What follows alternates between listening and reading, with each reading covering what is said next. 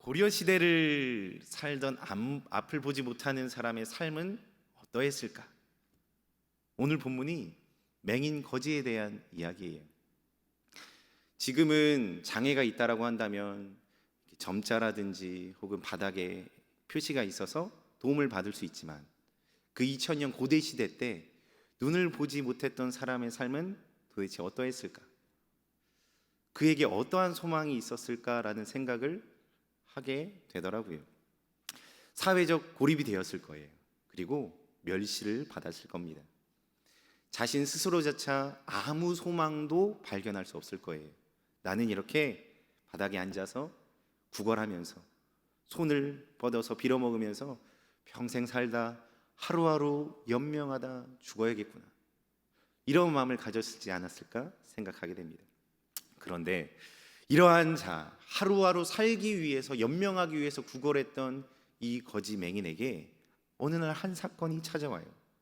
그 사건을 통해서요, 그가 보지 못하던 자였으나 보게 됐고요, 사람들의 무관심이, 멸시를 넘어서 무관심이 있었지만 관심으로 바뀌게 되고요, 소망이 아무것도 없었지만 영혼을 바라보는 일이 발생했고요, 구걸하면서 하루하루 연명했던 사람이 생명을 나눠줄 수 있는 사람으로 변화되게 되었습니다. 이 사건이 오늘 소개되어져 있습니다. 오늘 말씀을 통해서 어떤 일이 일어나서 이렇게 큰 변화가 일어났는지 말씀을 통해서 함께 나누고자 합니다. 먼저 우리가 사는 이 대한민국에 대해서 나눴으면 좋겠습니다. 현재 대한민국이라는 시대를 살아가는 많은 사람들이 있는데요, 그래도 우리나라는 OECD에도 들어가고 풍요를 누리고 있죠. 많은 사람들이 그래도 물질적으로 과거보다는 많이 가지고 살아가고 있는 것을 알 수가 있습니다. 그런데 제가 이 마음에 대해서 찾아보다 보니까 이 정신병, 정신건강의학과라고 하는데요, 이런 우울증, 조울증, 공황장애, 주의력결핍증, 자살, 이런 것들에 대해서 한번 쭉 살펴보게 되더라고요. 사람들의 마음은 어떻게 이렇게 치료받으면서 살아가는가, 세상 사람들은. 봤더니 급증했습니다. 마음의 병, 정신의 병이 급증했어요. 안타까운 현실이지만 너무나도 우리나라 살기 좋고, 우리나라 해외 나가보면 우리나라보다 살기 좋은 나라가 없는데 행복지수가 OECD에서 최하위예요.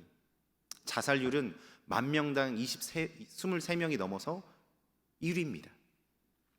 풍요의 시대를 살아가는 대한민국이 정신적인 문제로 진료받는 인구는 점점 늘어나고 있습니다. 17년도에는 222만 명이 병원을 다녔거든요. 그런데 21년도 자료를 보니까 300만 명이 넘었어요. 300만 명이 넘게 정신과 질환으로 인해서 정신건강의학과를 찾는 것을 보게 됩니다. 우울증을 한번 살펴봤거든요.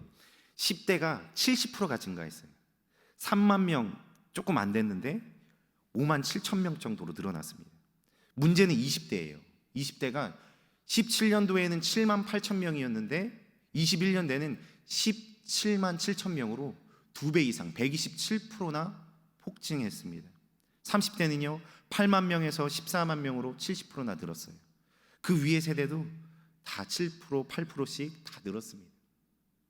마음의 병, 마음의 질병, 이것이 많이 있다라는 것이죠. 이것을 알아보면서 드는 생각이, 삶의 풍요와 안전이 우리의 마음의 양식을 채워줄 수만은 없구나라는 것을 한번 생각해 보게 되었습니다. 마음과 영혼의 풍요를 절대 보장해 줄 수 있는 것이 아니다. 오늘 본문은요 2000년 전 이야기죠. 보지 못하는 한 사람에 대해서 이야기를 해주고 있어요. 그는 무관심 속에 아무런 희망이 없는 하루하루를 살아갔어요. 소망도 없었고요, 살기 위해 구걸하는 게 그의 전부의 일이었어요.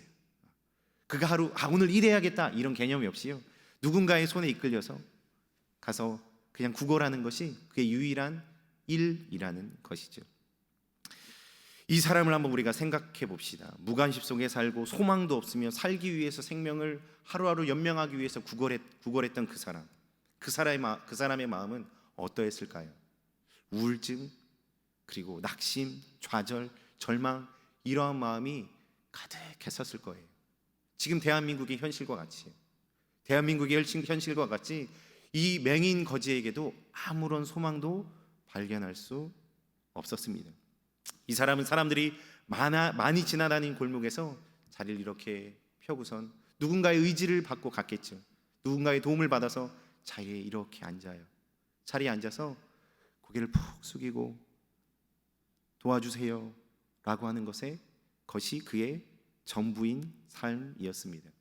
그런데요, 이 눈먼 거지, 아무런 소망도 없고 미래에 대한 계획이나 그냥 하루하루를 연명하는 것이 그의 전부였던 그 사람이 한 가지 소리를 들어요. 매일과 같이 그렇게 똑같은 일을 하고 있는데 누군가가 이런 얘기를 해요. 나사렛 예수라는 분이 안진뱅이를 일으키셨대. 나사렛 예수라는 분이 많은 사람들을 고쳐주신대. 예수님을 만나면 귀신이 떠나간대. 예수님을 만났던 사람들이 모두 다 구원을 얻고 평안을 누린대. 이런 소문이 그의 귀에 갑자기 들리기 시작해요. 똑같은 일상 안에 아무도 소망이 없었고 아무런 희망도 없었던 그의 삶 안에 빛이 보이기 시작하는 거예요. 작은 빛이, 작은 소망이 그의 귀에 들리기 시작했습니다. 그래서 이 이야기를 들은 이 맹인은 그 소망에 그치지 않고 그때를 기다리기 시작합니다. 아, 예수님이라고? 예수님이 이곳에 오신다고? 내가 그 예수님을 기다려야겠다. 내 삶에 아무 소망도 없고 내 삶에 아무 목적도 없지만 예수님이 오시면 뭔가 달라질 수 있겠다. 사람들에게 구걸하고 연명을 해서 하루하루 살아가는 게 전부였지만 예수님이 오시면 사람들에게는 받을 수 없는 다른 것을 내가 받고 경험할 수 있겠구나. 그 예수님 내가 반드시 만나야겠다라는 생각을 그가 하기 시작하는 것입니다. 우리 46절 말씀을 같이 한번 읽도록 하겠습니다. 46절의 말씀입니다. 시작. 그들이 그 여리고에 이르렀더니 예수께서 제자들과 허다한 무리와 함께 여리고에서 나가실 때에 디메오의 아들인 맹인 거지가 바디메오가 길가에 앉았다가, 이 길가에 앉았다가 그 소리를 들으는 거예요. 언제요? 예수님께서 여리고를 나가실 때요. 예수님께서는 여리고를 지나서 십자가의 사역을 위해서 예루살렘으로 올라가려고 하고 있는 길이십니다. 그때에 이 맹인 거지에게 이 소리가 들렸던 거예요. 그래서 이 거지가 이렇게 있는데, 매일과 같이 똑같은 일상 가운데 있는데 갑자기 웅성웅성하고 발자국 소리가 들려요. 뭔가 진동이 느껴지는 거예요. 뭐지? 하는데 옆에 어떤 사람이 예수님이시다 라고 소리치는 거죠. 예수님이 오셨어. 저분이 예수님이야 라고 하니까 이 거지 맹인이 어떠한 마음이 들었을까요? 갑자기 소리치는 거예요. 다윗의 자손 예수여, 나를 불쌍히 여겨주세요. 그런데 예수님 옆에는 수많은 인파가 있었습니다. 한두 명이 아니라요, 제자들과 더불어 수많은 사람들이 가득 있었기 때문에 발소리, 소음, 잡담, 많은 소음들이 가득했을 거예요. 소리를 치지만 그 주변 사람들만 들을 뿐입니다. 우리 47절의 말씀을 읽어보겠습니다. 시작. 나사렛 예수시란 말을 듣고 소리 질러 이르되 다윗의 자손 예수여, 나를 불쌍히 여기소서 하거늘. 그가 소리칩니다. 그런데 어떤 일이 있냐면요, 48절입니다. 제가 읽어드립니다. 많은 사람이 꾸짖어 잠잠하라 하되 그가 더욱 크게 소리질러 이르되 다윗의 자손이여, 나를 불쌍히 여기소서 하는지라 라고 이야기하고 있습니다. 이 거지 맹인, 아무 소망도 없던 이 사람에게 예수님이 오신다라는 소식은 사람들이 공급해 줄 수 없는 새로운 소식이었어요. 사람들은 나를 도와줘서 이 몸뚱이를 살아갈 수 있는, 하루하루를 연명시킬 수 있는 도움을 주지만 예수님은 그 이상의 것을 줄 수 있겠다라는 소망이 들었습니다. 이 맹인 거지의 마음, 이 맹인 거지의 마음. 우리도 이 땅에 살아가면서요, 하나님께서 우리에게 많은 감동을 주십니다. 많은 말씀도 주시고요, 기도가 필요할 때에 조금 내 안에 평안함이 없는 것 같은데 이렇게 분별케 하시면 그 평안함이 없기 때문에 우리는 어떻게 하죠? 기도의 자리로 가는 거예요. 내가 오늘 이 예배 시간 너무 힘들고 가기 싫은데 가야겠다라는 부담감이 계속 오네. 그럼 우리는 어떻게 하죠? 힘들어도 일어나 가야지 하고선 가게 되는 거예요. 하나님께서는 우리에게 날마다 감동과 주의 음성을 주십니다. 하나님께서는 하나님의 방법으로 우리에게 깨닫게 하시고 주의 자리로 나올 수 있도록 우리의 공허한 마음을 채울 수 있는 그 기회를 제공해 주신다라는 거예요. 우리는 그 기회를 어떻게 대하고 계신가요? 그 세미한 감동에 어떻게 반응하고 계시는지요? 오늘 이 거짓 맹인은 이 작은 소리 하나, 예수님이 오신대. 예수님은 많은 사람을 고치셨대. 그가 메시아인 것 같아. 이 말을 듣자마자 그의 마음엔 확신이 차서 예수님만을 기대하고 고대하며 예수님이 오시자마자 소리쳤던 거예요. 그런데 어떤 일이 일어나죠? 사람들이 야 조용해, 너 지금 뭐 하는 거야? 미쳤어? 조용하라고, 시끄러워, 무시당해요. 왜요? 그가 그러한 대우를 받을 수밖에 없는 존재였기 때문이에요. 사람들에게 그는 저주받은 자에 불과합니다. 관심도 아까워서 무관심의 대상이에요. 아무런 가치 없는 사람이라는 거죠. 그래서 그가 소리칠 때 이 사람이 왜 이러는 거야? 이런 말을 당연히 들었을 겁니다. 많은 사람이 꾸짖습니다. 한 사람이 옆에서 그만하세요, 이게 아니에요. 많은 사람들이 주변에서 꾸짖어요. 그렇게 좀 하지 마, 시끄러워, 왜 그러는 거야? 라고 이야기를 합니다. 잠잠하라, 너 조용해, 그렇게까지 하지 마, 무엇하러 그렇게까지 열심히 하려고 그래? 가서 아무 일도 안 일어날 거야. 평생 이렇게 편안하게 그냥 지내다가 하는 게 너가 할 수 있는 일이야 라고 우리 안에 속삭이는 음성이 동일하게 있는지도 모릅니다. 그런데 이 맹인 거지는요, 거기서 그치지 않아요. 왜요? 그 안에는, 이 맹인 거지 안에는 이 환경보다 더 큰 에너지가 있었어요. 이 환경, 누구의 꾸지람과 누구의 방해보다 더 큰 소망이 안에 있었습니다. 유일한 한 가지의 소망, 예수님을 나는 만나야 돼. 예수님을 오늘 나는 만나야 돼. 이 마음만 가득했어요. 누가 뭐라고 그래도, 나를 무시하고 나를 천대하고 나를 멸시할지라도, 혹여나 나를 공격할지라도 그건 중요한 게 아니에요. 오늘 내가 이 시간 예수님을 만나는 게 그의 유일한 관심사였습니다. 그래서 그 눈먼 거지는요, 더욱 크게 소리질러 이르되 다윗의 자손 예수여, 나를 불쌍히 여겨주세요 라고 더 크게 소리치기 시작합니다. 그럴 때 어떤 일이 일어나죠? 우리 49절 읽도록 하겠습니다. 49절입니다. 시작. 예수께서 머물러 서서 안심하고 일어나라, 그가 너를 부르신다 하매. 아멘. 예수님은 아까 말씀드렸듯이 여리고를 지나서 십자가 사역을 위해 예루살렘으로 나아가고 계십니다. 그 걸음을 멈출 수 있는 사람은 없어요. 그런데 이 아무도 인정해 주지 않고 외쳤을 때 멸시하고 핀잔을 주고 핍박을 받는 이 거지 맹인의 소리를 예수님께서는 그 소리를 듣고 멈춰 쓰셨습니다. 그리고서 이야기하시는 거예요. 그를 부르라, 그를 부르라 하시니 그 옆에 있던 사람들이요, 그 맹인을 부르면서 얘기하는 거예요. 안심하고 일어나라, 이제 그가 너를 부르신다. 여론이 바뀌었어요. 관심사가 이제 그 맹인에게 다 쏠립니다. 예수님과 그 맹인에게 어떠한 일이 일어날지 사람들은 관심으로 보기 시작해요. 무슨 일이 일어날까? 저 거지를 예수님께서 부르시네? 저 저주받아서 저 더러운 맹인을 예수님께서 부르시네? 왜 또 부르실까? 이런 사람도 있겠죠. 아, 예수님께서 또 부르시니까 어떠한 일이 일어날까 기대했던 사람도 있었을 것입니다. 그런데 이때요, 맹인은요 그냥 반응하지 않아요.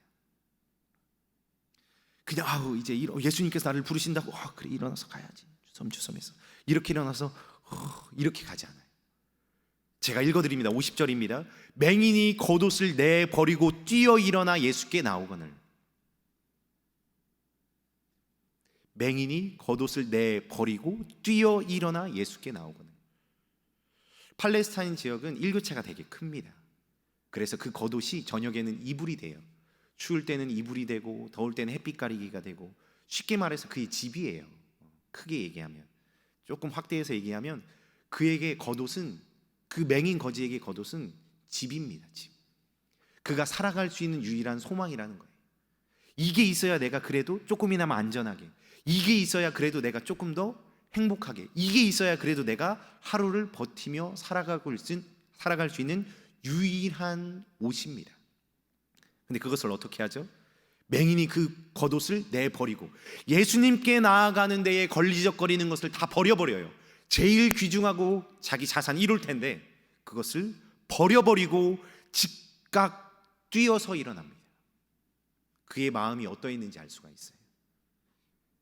상처받고 멸시받고 무기력하고 저주받았다라는 인생의 굴레에서 유일하게 그 누구도 줄 수 없었던 소망의 음성, 그 예수님이 나를 지금 부르신다라는 그 감격에, 그 감동에, 그 희망과 소망에 뛰쳐나가고 있는 것입니다.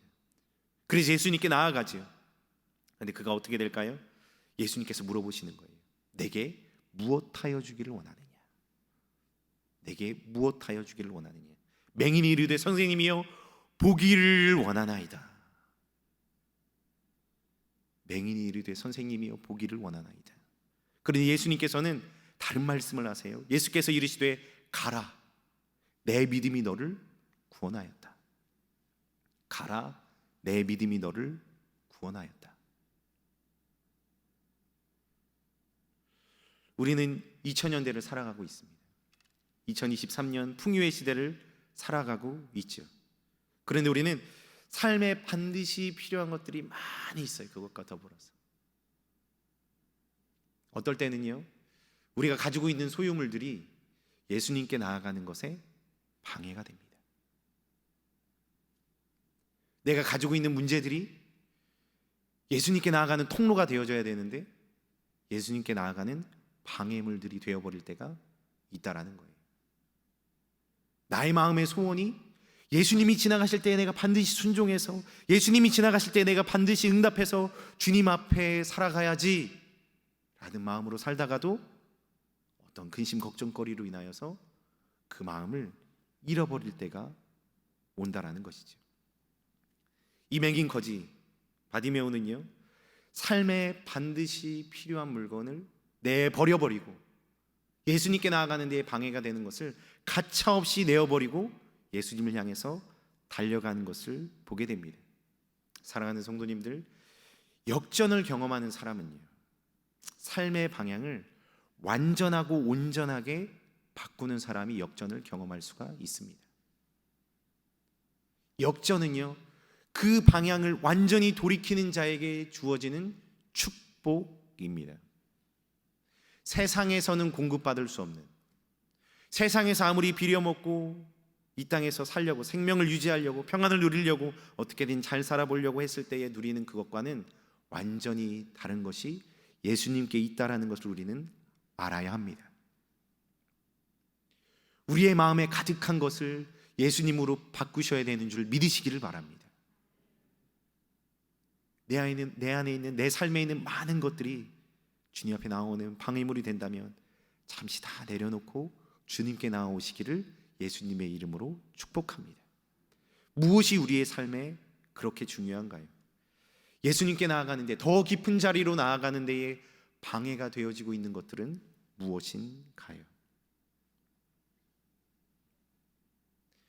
이 맹인 거지 바디메오는 예수님께서 고쳐주셔서 예수님의 그 치유의 사역을 경험했지만 예수님께서는 뭐라고 말씀하시죠? 우리 다시 한번 보도록 하겠습니다. 우리 52절 말씀을 같이 한번 읽어보도록 하겠습니다. 52절입니다. 시작. 예수께서 이르시되 가라, 내 믿음이 너를 구원하였느니라 하시니 그가 곧 보게 되어 예수를 길에서 따르니라. 이 치유의 역사, 이 치유의 역사를 경험하는 것은 이 거지 맹인의 믿음이었습니다. 그에게 믿음이 있었기 때문에 예수님께서 치유의 사역을 허락해 주신 것이지, 그가 어떠한 별 볼 일이 있는 것이 아니라, 예수님께서 능력을 쓸 힘이 남으셔서 그러시는 것이 아니라, 그에게 믿음이 있어서 예수님이 지나가실 때에 그가 만나 예수님을 경험할 수 있었다라는 것이, 그 믿음 때문에 하나님의 나라를 이 거지 맹인 바디메오는 경험할 수가 있었습니다. 이 치료를 경험해서요, 어떤 일이 일어난 것이죠? 이 치료를 통해서 그는 무관심이 관심으로 바뀌었어요. 이 치료의 사역을 통해서 하루 연명하기 위해서 살았던 그 사람이 영혼을 나눠줄 수 있는 사람으로 바뀌었습니다. 이 예수님을 만나는 사건을 통해서 겉옷이 전부였던 사람이 예수님이 전부인 사람으로 변화되어진 것이, 그의 인생이 180도 바뀌게 된 것입니다. 이 일이 왜 일어났을까요? 우리 말씀을 한번 보도록 하겠습니다. 요한복음 9장 39절 이하의 말씀을 41절까지 한번 같이 한번 읽어보도록 하겠습니다. 시작. 예수께서 이르시되 내가 심판하러 이 세상에 왔으니 보지 못하는 자들에게 보게 하고 보는 자들은 맹인이 되게 하려 함이라 하시니, 바리새인 중에 예수와 함께 있던 자들이 이 말씀을 듣고 이르되, 예수께서 이르시되 없거니와 본다 하니 너희 죄가 그대로 있느니라. 사랑하는 성도님들, 우리의 눈은요 예수님으로 말미암아 보게 되셨나요? 보게 되셨지요? 할렐루야. 본다고 이야기하지만 맹인처럼 혹시는 살아가고 있지는 않은지, 바리새인들처럼요. 수많은 사람들이 예배드리면 살아갑니다. 근데 우리의 듣는 귀는 어디로 향해 있는지, 필사적으로 부르짖는 입은 무엇을 부르짖고 있는지, 우리의 믿음은 어디로 향해 있는지 점검해야 될 때인 줄로 믿습니다. 맹인 거지 아무도 귀하게 여기지 않았어요. 버림받고 그가 실패할 수조차 없는 사람입니다. 왜요? 태어나니까 이미 인생이 실패자예요. 세상에서 태어나니까 이미 저주받았다고 사람들이 얘기해요. 아무 소망이 없었다라는 것이죠. 그런데 그의 인생은 역전을 경험하죠. 왜요? 하나님의 약속의 말씀의 성취입니다. 주께서 하신 그 말씀이 그에게 이루어진 것이에요. 잠언 8장 17절은요 이렇게 얘기합니다. 나를 사랑하는 자들이 나의 사랑을 입으며 나를 간절히 찾는 자가 나를 만날 것이니라. 이렇게 하나님의 말씀이 그에게 성취되어집니다. 무엇을 통해서요? 믿음을 통해서요. 믿음을 통해서 그는 역전을 경험하게 된 것이죠.